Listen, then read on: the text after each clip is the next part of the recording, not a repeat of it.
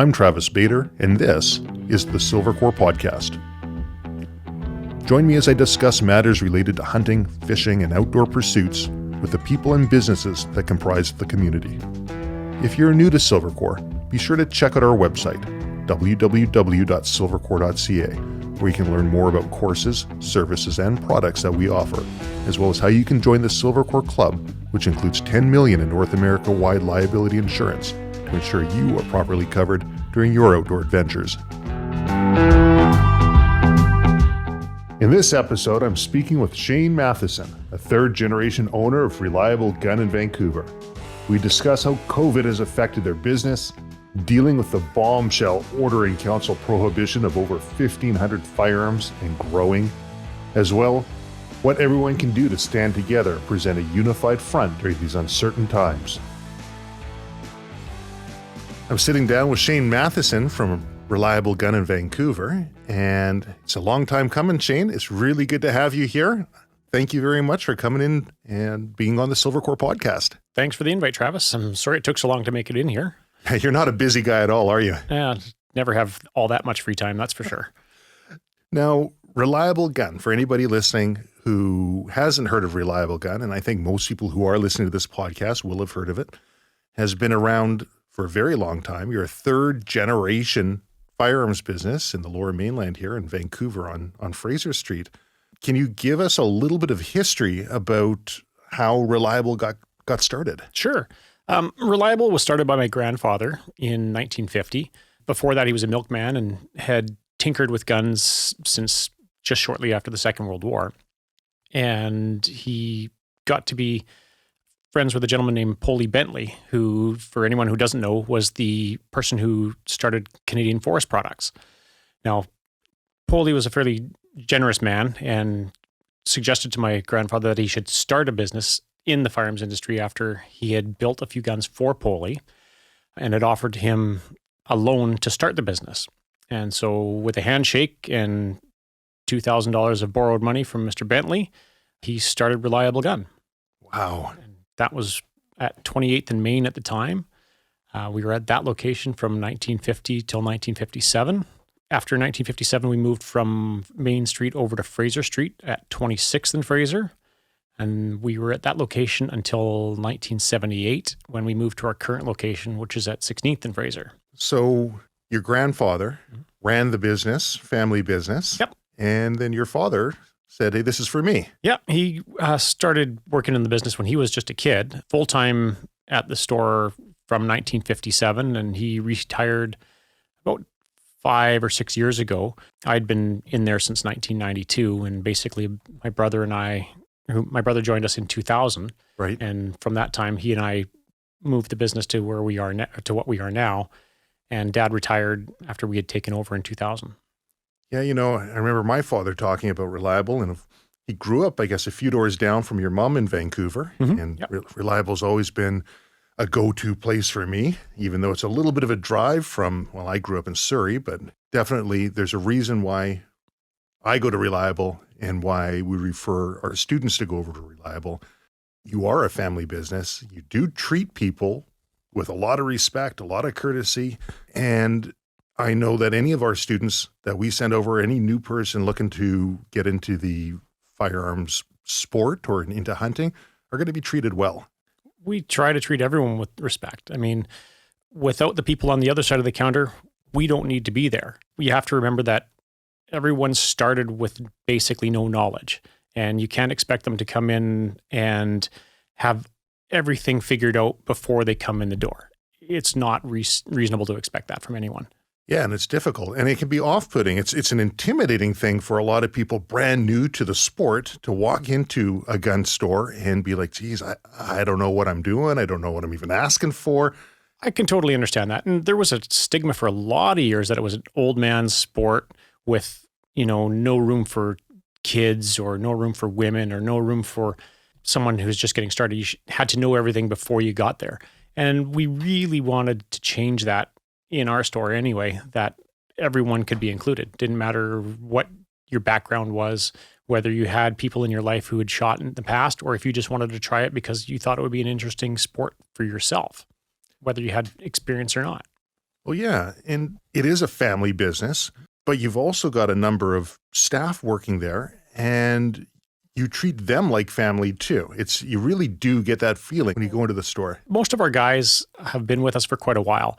We're really lucky that because you treat them with respect and you ask their opinions on your business practices as you're going forward, they feel included in the decisions that are being made, not like they're just an employee. They have some input on the items we bring in for sale. You guys sponsor a ton of events too. I mean, I was doing a podcast with Taka Kuwata, Team White Rice, and we're doing some videos in here as well.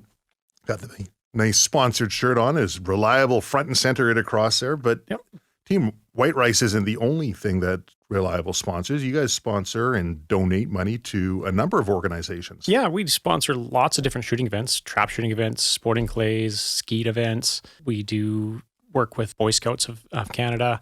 We set up many different things through the ALS Society of BC for different shoots to sponsor.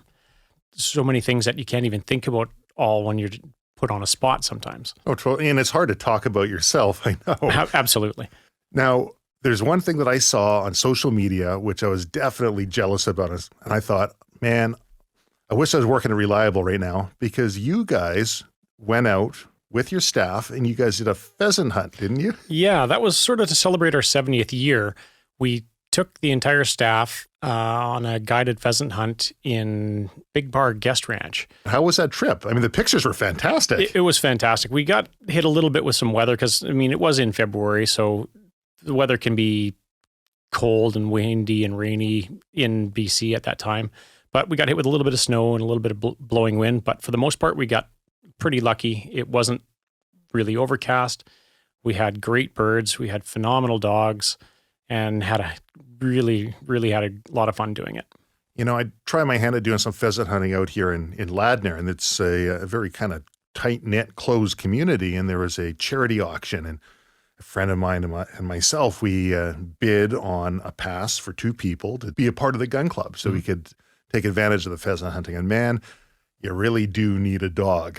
Oh, to chase pheasants? Yeah.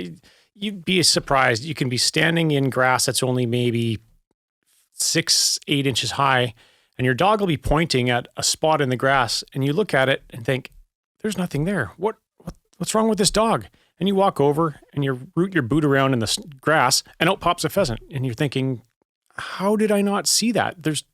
It was hiding in nothing. It's amazing how they can hide. Man, I was out there. I remember one day I put in, I think it was 10 hours. And I thought, just no dog, just myself. I'm out there. I'm dedicated. I'm going to get myself a pheasant. Nope, nothing. So we went out and I said, talk to a friend, and he's got a dog. What was it? I think it was a German short hair pointer. Yep. Excellent pheasant dogs. Totally. Just not this one. Okay.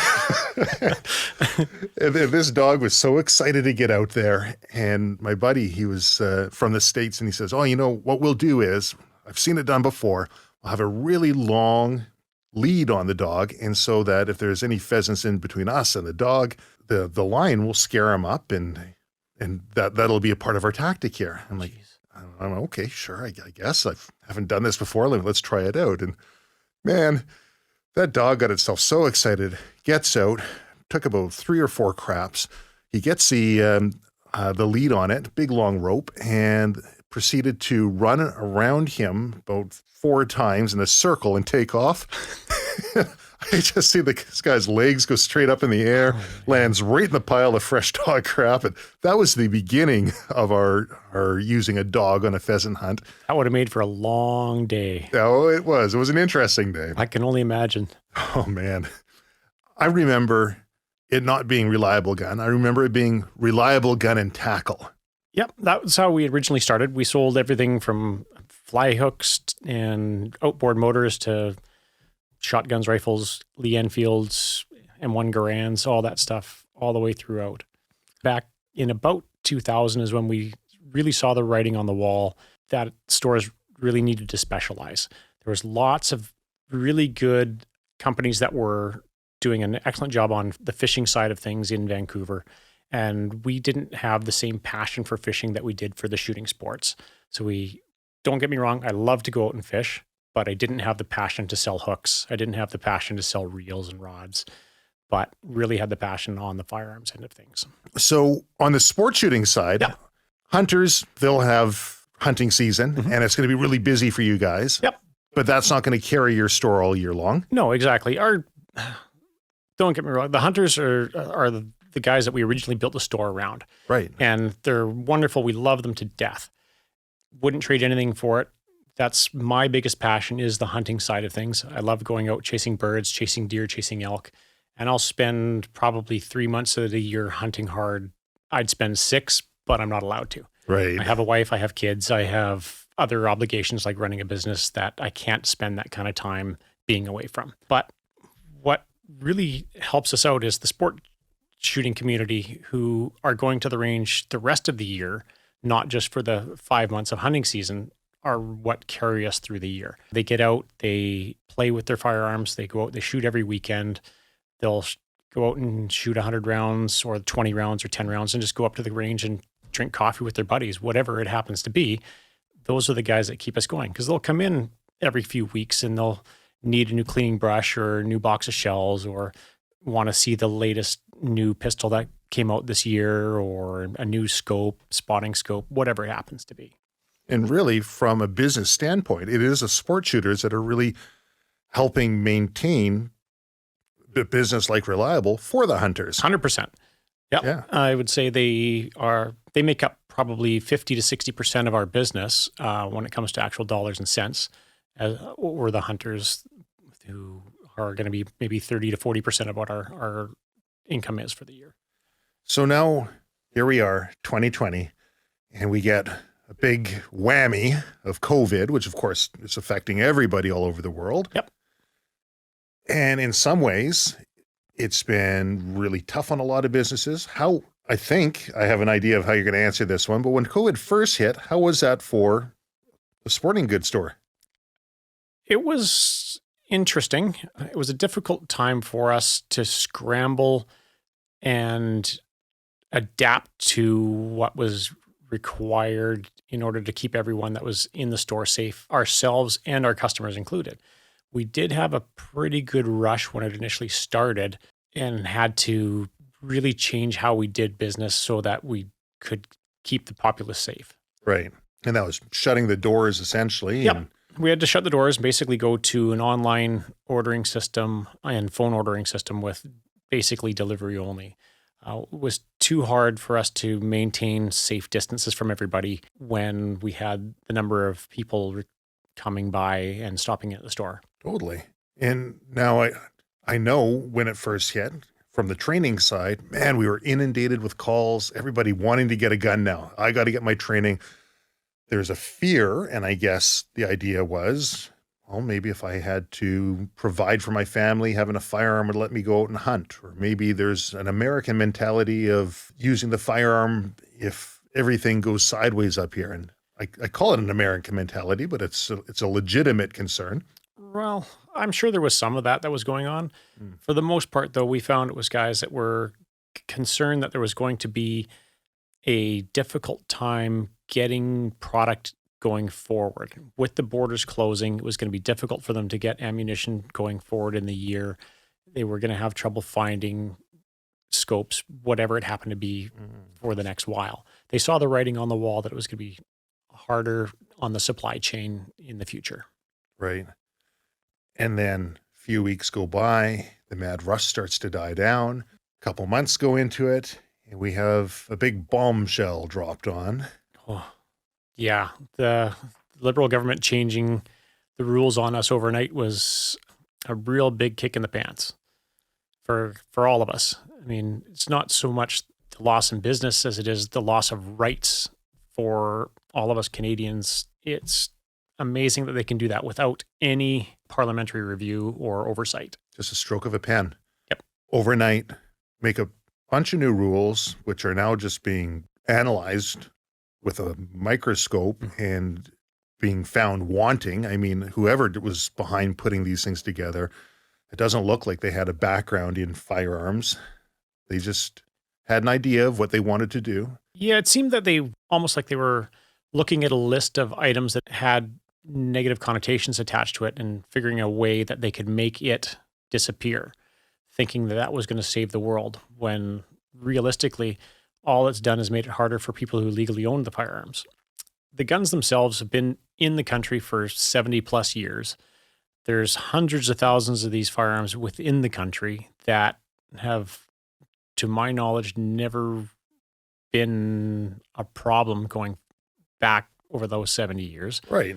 If the guns themselves were the issue, there would have been a lot more problems. Yeah, no, I hear you. And you're being very diplomatic. Yet to be a case of a trigger pulling a finger. Totally. You know, I look at it and it reminds me a number of years ago here in the city of Delta, then it was a corporation of Delta. The corporation said, I know, let's look at banning any new firearms business. Don't worry, anyone who's got a firearms business right now, you're good, you're grandfathered, but I think going forward, we're just going to ban any new firearms business. And so myself and the other business owners in Delta here, we went into Municipal Hall and had a meeting there with their councilman, and the chief of police was there. And I had prepared for about a week, getting all my stats and getting all my data together. And I stood up and I'm given my two bits. And I forget the individual's name, but he says, Travis, hold on. I'm going to stop you right there. He says, everything you're saying, I agree with you. You're 100% correct. So, well, then what's the issue here, right? I think if I'm making good points and you agree with me, he says, it's got nothing to do with whether I agree with you or I don't. This is politics. If we think that people want it, then we'll do it. We'll put it through. Luckily, common sense prevailed. They decided, doesn't make sense. There is no reason to put this forward.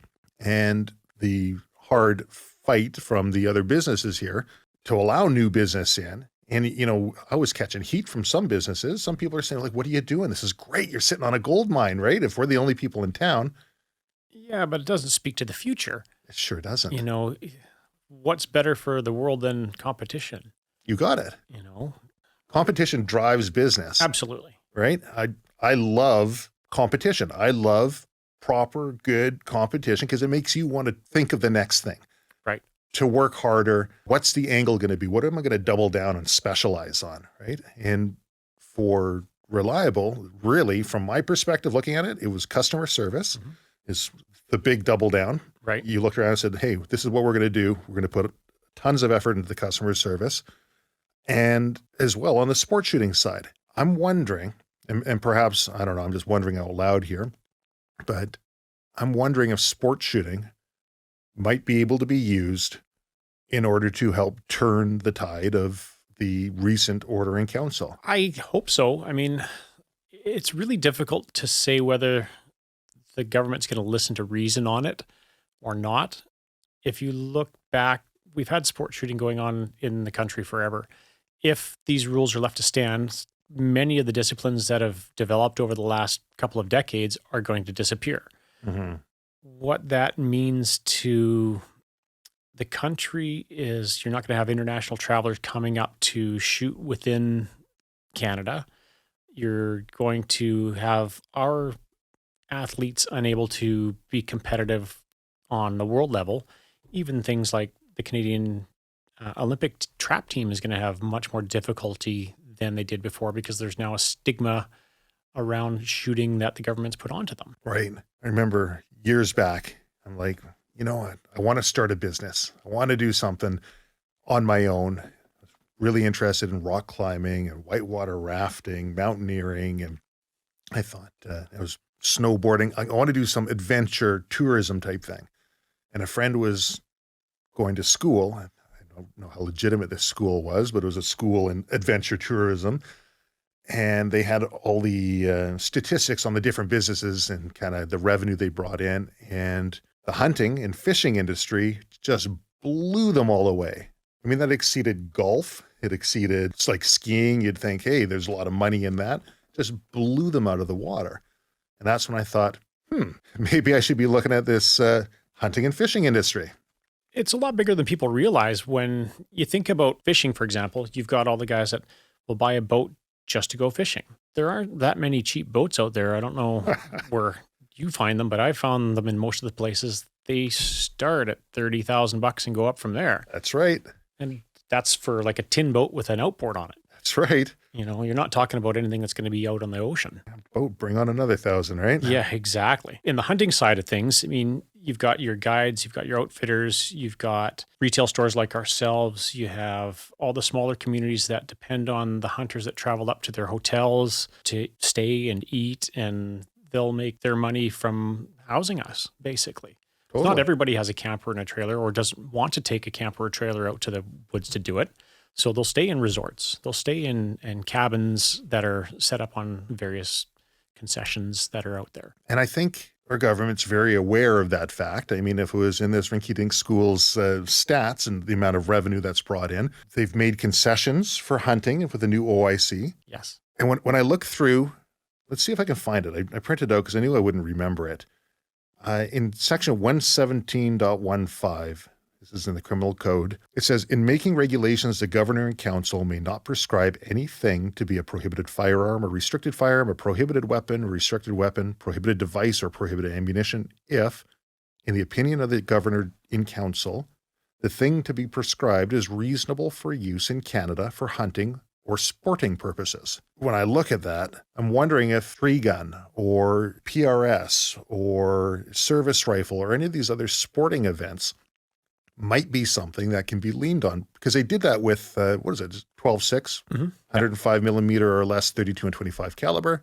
And then they leaned on them for the things like the Walther OSPs and GSPs for Olympic target shooters and stuff like this. Yes. Right. And they actually wrote it in. It says for prohibited device, when you look in the regulations, a handgun barrel that is equal to or less than 105 millimeters in length, but does not include any such handgun barrel that is prescribed, where the handgun barrel is for use in international sporting competitions governed by the rules of the International Shooting Union. Mm-hmm.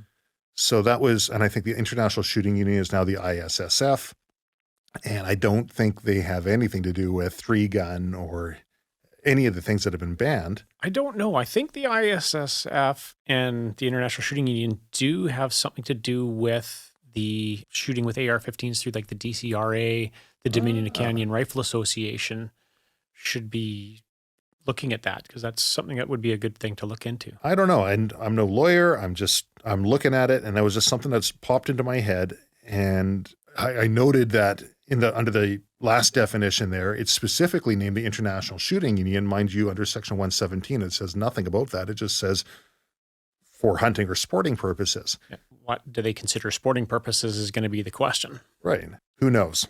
I'm playing armchair lawyer here. Yeah. And neither of us with a degree. No, exactly. With Reliable, though, and having such a heavy market in the sporting world, now they're talking, and I don't see it flying through. Mind you, I didn't see an OIC coming through like this. They're talking about bans for handguns, and they're going to abrogate control of that down to the municipal level. That's going to make it such a dog's breakfast when it comes to trying to figure out the legislation. It's going to be worse than what they have in the States.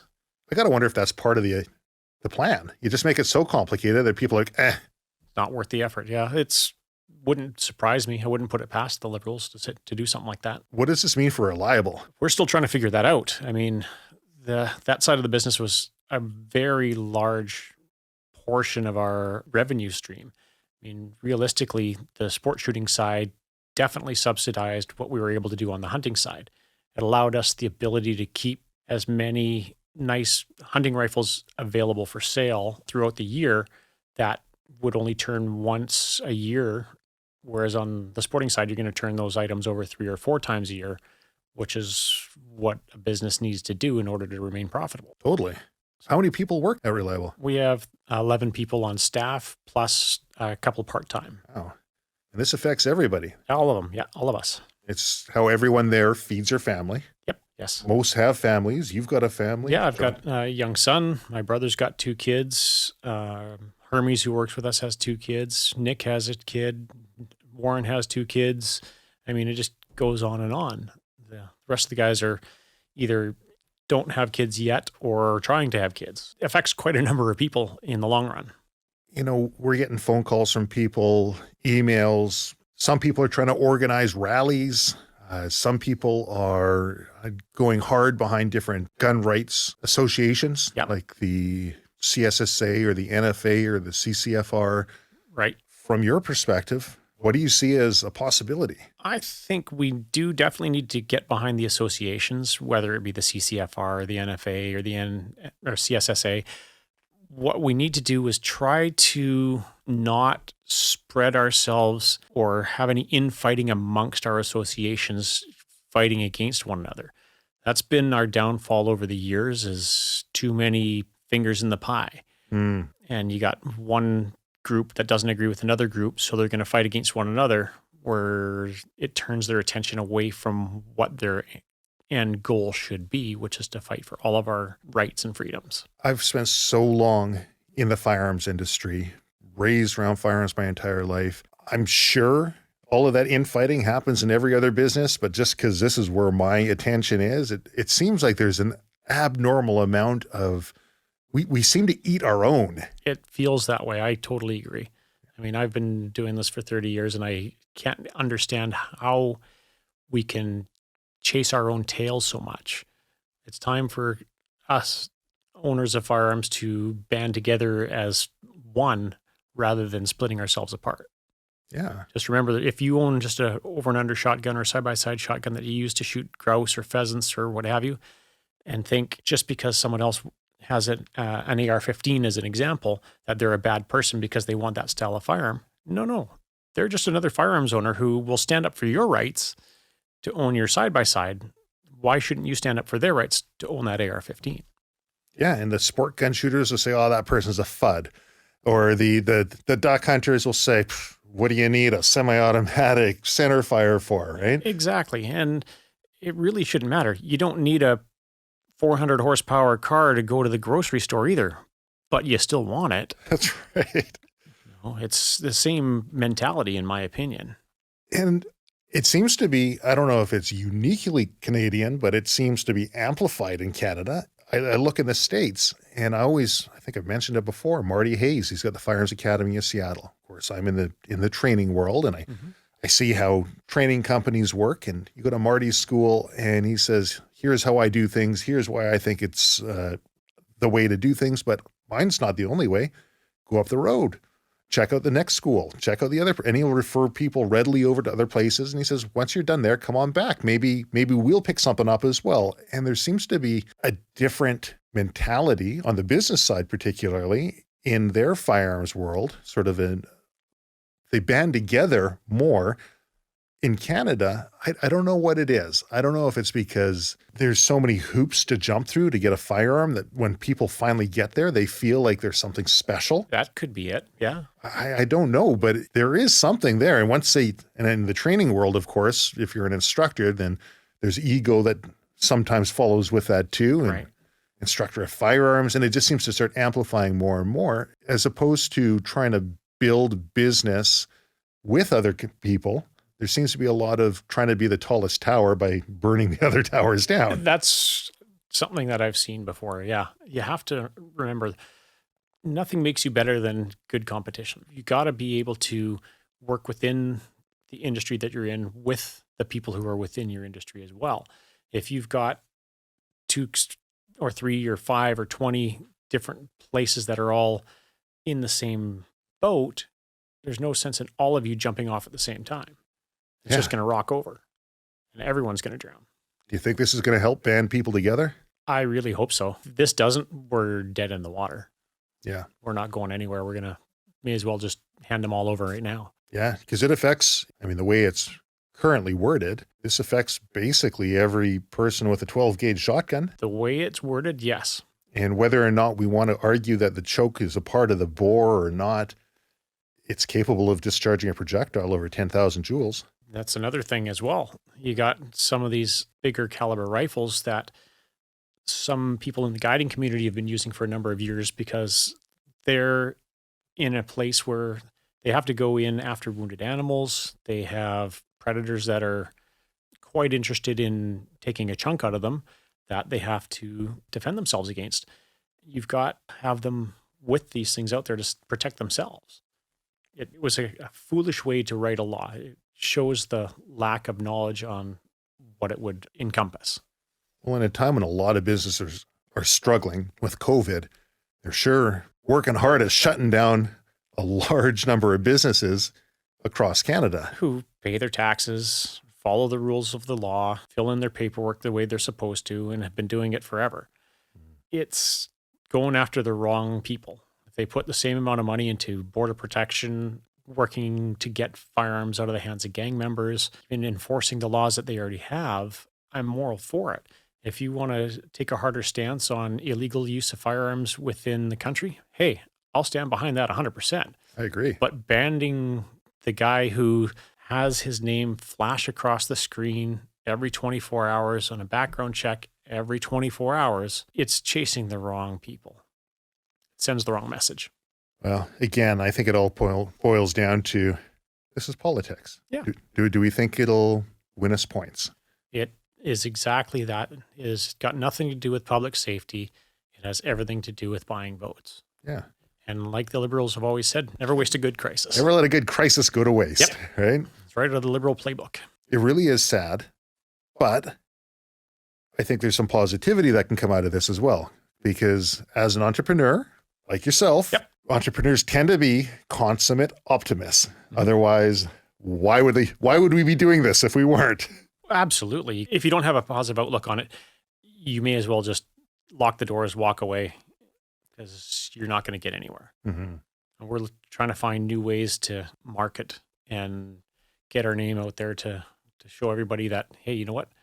Being outdoors and out shooting is not the worst thing to do. We're not bad people. For the most part, we're fantastic people.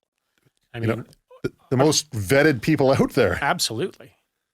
Absolutely. And I think shows like Meat Eater, Steve Ranella. He's a great spokesperson for our industry. I mean, he's very well spoken. He looks like your normal, everyday, average guy. Yeah. He shows you that if you put your mind to it, you can achieve your goals as well. I mean, he's got a great message every time, every one of his shows. I really enjoy it. Yeah. It was a departure from where things were in the past with a lot of heavy metal going and country twanging and people running around in their vehicles and trying to sell hunting to the masses in a TV format as sort of an adrenaline sport, which it isn't. To be honest with you, for myself, I've been hunting since I was 4 years old, going out with my dad and my grandfather and now my son who comes with me when we go out. It's not so much about the prize. It's the adventure of going out and seeing what's around you. Getting out, seeing the mountains, seeing the lakes, seeing the animals in their natural habitat, knowing where your food comes from. All these things play into it more than anything else. And I go out there. If I get a deer, that's fantastic. I'm thrilled. But if I don't get a deer, I'm not disappointed. I'm super happy just to have gone on the adventure and seeing parts of the country that most people are never going to see. Yeah, I couldn't agree more. And the memories, the connections with the friends and family. Yep, precisely. You'll eventually get a group of people that you enjoy going out with and hunting with or fishing with or whatever your pastime happens to be, that you just develop these lifelong bonds with. You'll never forget them. I find in day-to-day life, people tend to put up barriers. They portray themselves in a certain way that the wilderness strips you of. Oh, does it ever? I mean, you ever want to feel small? Go stand on the top of a mountain and look around. That's right. And think about, if you fell off that mountain, what would change? Absolutely nothing. Exactly. Other than maybe the color of the ground. Precisely. Right. You look around, the world would still spin, the animals would still be there, the cities would still be moving along. Realize how insignificant you are in the world. When I was mentioning that all of this drama that's coming up could bring some positivity as well, I'm watching COVID and it's causing people to double down in the online world, and that can be a positive thing for the consumer. In some ways it can. I mean, there's never going to be a replacement for actually touching something that you're going to purchase. There's some things that you can buy just based on the specs of it. Most rifles can be bought that way. A lot of handguns can, but some things can't. If you look at, say, shotgun shooting as opposed to rifle shooting, it's been equated to me that rifle shooting is science. You put your pieces together, your machining is excellent. You develop your loads to such a way it's going to shoot where you expect it to. It's going to go there every time. with shotgun shooting, it's art. Because you look at the way a bird's flying and you have to calculate how long it's going to take from the time you pull the trigger for that shot to actually get out to where the bird is that is moving in a direction that is not constant. It can be going left to right, up, down, back, forth, sideways. And if you don't have a firearm that fits you, you're not going to do very well at it. And having that actual in-person touch and somebody who knows what they're doing help fit that firearm to you. Makes all the difference in the world. Yeah, no kidding. It really does. And it takes a long time to learn how to fit someone like that. I couldn't do it for a long time. It took me 10 to 12 years before I understood what it was to have a firearm that fit. What are some of the things that you're looking for? It's hard to equate. You have to look at a person's structure. Just because a person's 6 feet tall doesn't mean they need a stock length of X. They might have narrow shoulders, long arms, a short neck, a long neck, large jowls, thick head. It just depends on a person's structure before you can figure out what's going to fit for them. And we all fit slightly different. Oh, I've been told I've got a thick head. You and me both. One of my favorite rifles. It's an Accuracy International, fully adjusted, fit perfectly to me. I love shooting that thing. A lot of people get behind it and they can't shoot it because they can't even get proper clear glass on the thing, just different body shapes. Yep. And I see now under the 10,000 joule of energy, Accuracy International. How do you like your new Prohibited device? You got it. Yeah. 308. Is this capable of producing 10,000 joules of energy? No. No.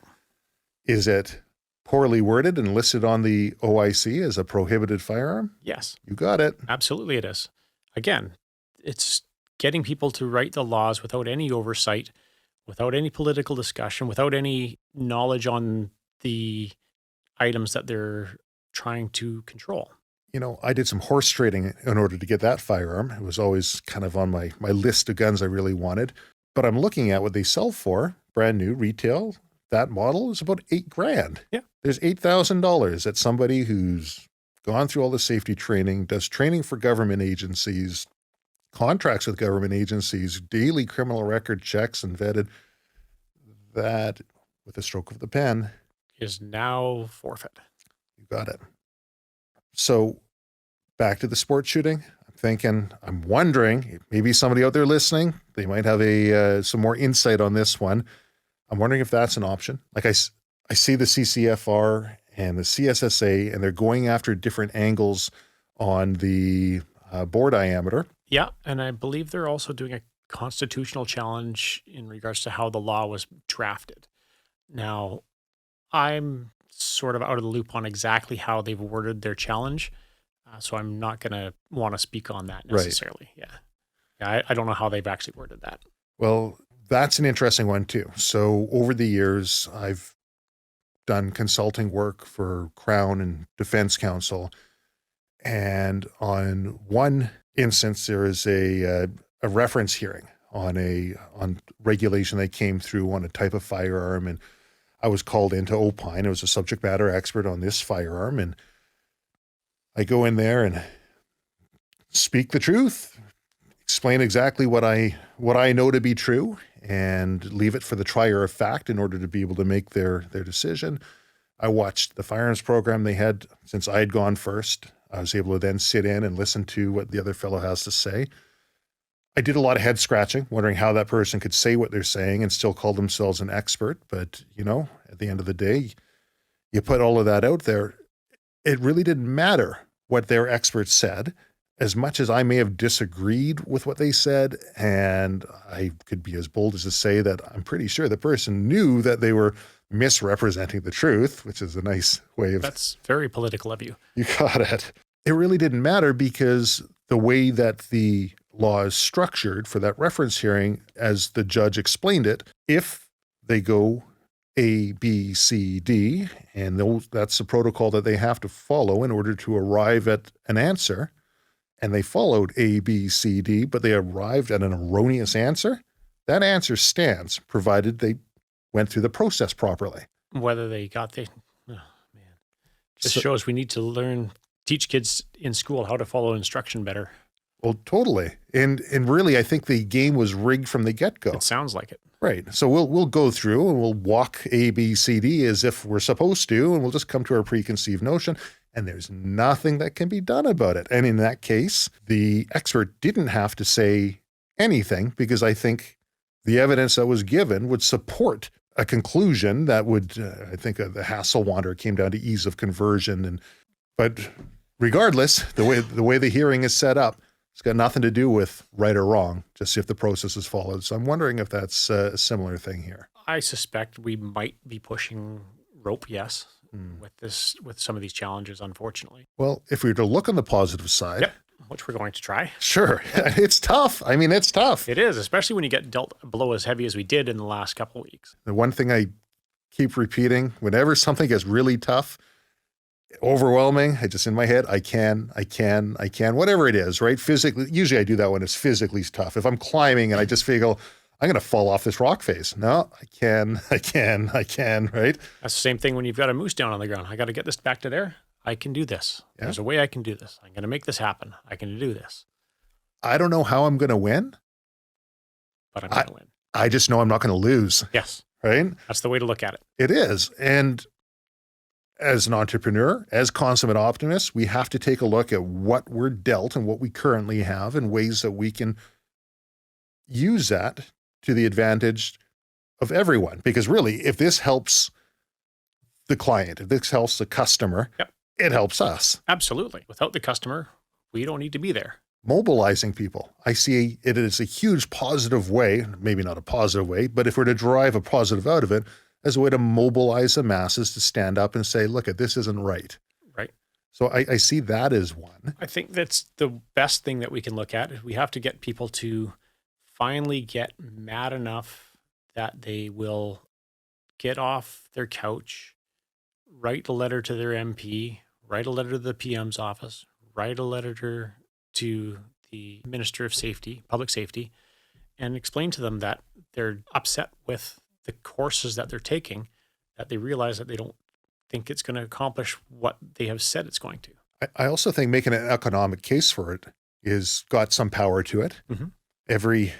Everything needs a victim. And in this, the victim is not just all the gun owners, but the businesses. And it's Canadians in general, because if they can outlaw firearms with the stroke of a pen, what's to stop them from outlawing high-performance vehicles with the stroke of a pen? Or skydiving from the stroke of a pen, or whatever it happens to be. And that's the scariest part. And that's the part that I think people who are intimately affected by this need to be able to relay to those who aren't. People have to remember the most important thing in the phrase firearms rights isn't firearms, it's rights. It's the rights of all Canadians to own what they want to, as long as it's not illegal within the country. If they want to own 3 dogs, own 3 dogs. If you want to own 5 horses, own 5 horses. As long as you're treating them properly, treating them with respect, and with the proper care and attention, I see no reason to go differently. One of the biggest things you can do is join the Conservative Party of Canada. Put your name down on volunteering for your local riding to push your rights forward. Put your time in. If you don't have the monetary ability to donate your time. Everyone could use boots on the ground. A little bit of help here and there, shaking hands or spreading the word, so to speak, that's going to help too. And that makes a huge difference. Mm-hmm. The old saying, nothing attracts a crowd like a crowd. Absolutely. Right? Now, is it right now the time to go out and have big rallies? Probably not with COVID-19 and social distancing that's happening throughout the world everywhere. But we have to be loud and let people know that we exist. If people see that firearms ownership shouldn't be a hidden secret anymore, that you're a firearms owner, be proud of that fact. Be proud of the fact that you own them, that you use them, that you safely go through and aren't a lunatic. Let them know that you're there. I think that's one of the biggest detriments is the firearms owners for a long time really have hid, right? Oh, absolutely. I think that's been a big problem with what we've done over the years. We've skulked out and didn't want to tell people that we own them. There's a social stigma attached with it. It sure feels that way, and that's been almost led in. I can remember hearing stories of people telling me that firearm safety and like hunting safety was taught in schools back in the 60s and 70s, but it's disappeared. And if it was still there, I think there would be less fear of firearms as an item. If people know how to use the firearms, I think they should teach their kids how to safely handle a firearm, regardless of whether or not they have any intent of ever owning one. That doesn't matter. At some point in their life, they're going to come across one. And if you take away the stigma of it and the fear of it so that they know what to do if they come across one, to make sure that they can prove that it's unloaded, make sure it's safe, and tell someone about it so that they can remedy the situation rather than pick it up, point it around, and pull the trigger, because that's the first thing you want to do is pull a trigger on it. They're ergonomically designed for your finger to be right there on the trigger. Absolutely. Absolutely. In the States, they have the Eddie Eagle program. Stop, don't touch, tell an adult, right? And they start kids young. Perfect. And I think we need to do more of that in Canada because they are out there. I mean, be it you get at a farm or, you know, cousin Timmy's uncle or whatever, whoever it happens to be, little Jimmy down the street, maybe his granddad had one in the barn that they've forgotten about. They do exist. They're going to be around. So maybe on top of once social distancing measures have kind of subsided, maybe taking a friend out to the range. Absolutely. Talking openly about firearms.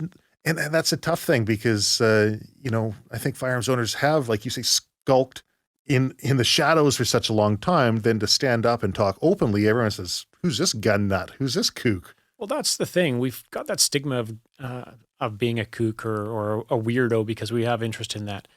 But it's truthfully, where generally less accidents happen with firearms than they do with baseball season every year.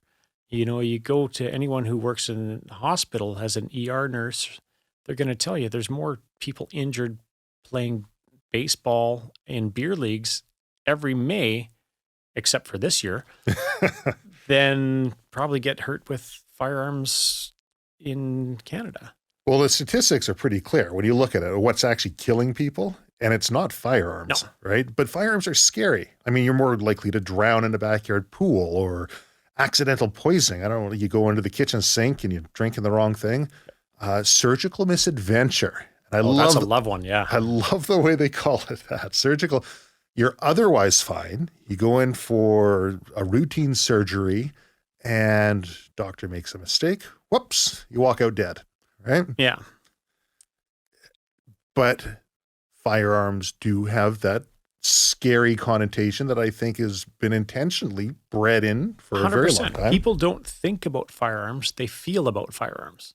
Very much so. Whether you look at what's been taught in schools or whether it's what people have been seeing on the media. And I think the media has a big part to play with it because it doesn't matter how things go. Anytime a crime is committed, there's always a picture of a gun in the media, whether it was a robbery or it was a murder or what have you. And it doesn't matter whether it was a guy ran people down in the car, a murder happened, so there's a picture of a gun. And that gets bred into everybody's brain.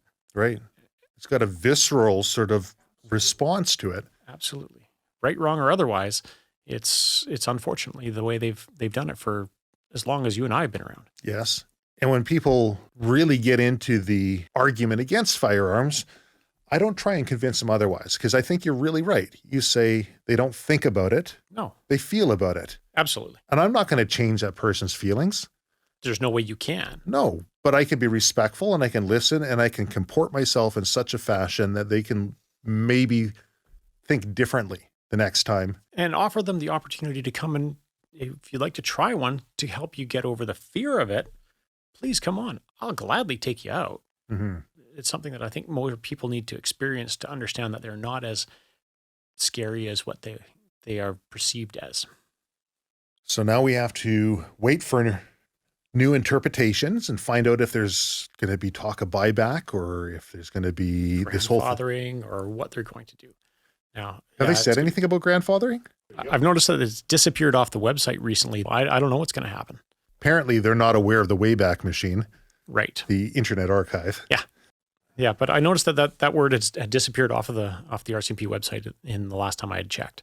Honestly, I think our best solution here is what you're saying, is get out there, vote, volunteer, donate to a party that the Conservative Party who's come out and said, if we're voted in, we're going to repeal this. Absolutely. And I think they're our best chance of having any success moving forward on firearms rights at this point. A court challenge will be dragged out for years. Yeah, they're going to use our money against us. Yeah. The government has no money. It's all ours. That's right. That's the old saying about fighting with pigs, right? Yeah, exactly. Sooner or later, you're going to get covered in mud. That's right. And they're good at it. They're used to it and they like it, right? Exactly. Is there anything else that we should be talking about? Let's turn it around to a little more positive side now. Yeah, I think so, because, there is all that doom and gloom in there. There are some positives, some of them that I think I'm going to think through a little bit further before really, really popping it out there. But I think there's some other things that are coming out of this that can be viewed as positive. Right. So I might be putting together a blog post on that one. Excellent. But other positives are, so we've got spring bear. Yep. BC's said hunting is an essential service within the country, or within the province, sorry. Hunting and fishing both are going to be uninhibited throughout the year. So they're not going to stop us from doing it. Right. That's a positive. An absolute positive, yes. We've got spring bear, we've got turkey, we've got hunting season coming up. It's pretty easy to social distance in the middle of the bush. Super easy. Just get yourself out there, touch as few gas refill stations as possible. Exactly. And if you're not staying in a hotel or something, even better. Absolutely. I actually intend to take my son bear hunting this weekend. We're going to go out and see if we can't find one on one of the avalanche slopes. Good for you. We're looking at the same thing this next week after. Excellent. My son's very excited. My daughter's right into dance. She loves being out there with us. She's not quite as into hunting as the rest of us. But she likes to be out there. She likes to be out there with the family. Perfect. I guess the other positives we can pull out of this is it is raising awareness for everybody, whether they just, because I've always looked at it and I say, you got the people who just hate firearms. You got the people who just love firearms, right? And then you got everyone else. And that everyone else is the majority. Oh, absolutely. They just don't care. Yep. They're apathetic to it either direction. But now there's a reason for them to care. When they look at what can happen with the stroke of a pen, how rights can be just stripped overnight, they now have a reason to start caring. And that's the largest group that really needs to look at it. And quite often those are the ones that would say, I don't care. It doesn't bother me. Yeah, get rid of them or they have them as long as you're not bothering me. But if the second they can make it personal and it comes back to them and they say, hold on a second, if that can happen to that group, the most highly vetted people in Canada, daily basis, going through background checks, criminal record checks. What's to stop them from doing it to me? Right. What's the next step? Yep. And I think there's a positive, provided the firearms community is able to conduct themselves in a way that's going to be beneficial to everyone. I think we can really start speaking to those masses. It would be amazing if we could get them to understand the fact that this is just one option for them and that there are these other steps that could be taken forward. It's like saying 1% of Harley Davidsons are used by motorcycle gangs. So therefore we should ban Harley Davidson motorcycles because those are clearly a dangerous motorcycle, more so than any other motorcycle that exists. It's just about as... But in that argument, it poses, there is a level of risk, right? Absolutely. The motorcycle gang is going to be a riskier endeavor to go after than perhaps a person who abides by all the rules anyways.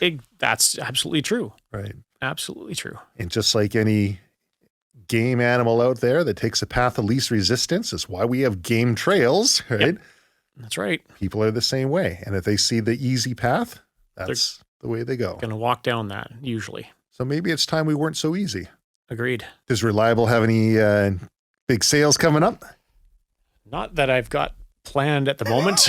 We're just trying to stay afloat. We're trying to stay afloat right now and still reeling from the blow we were dealt on May 1st there. Well, I know you've got your annual around Christmas time. Yep. That's our main sale every year. That's our annual, customer appreciation event that we do.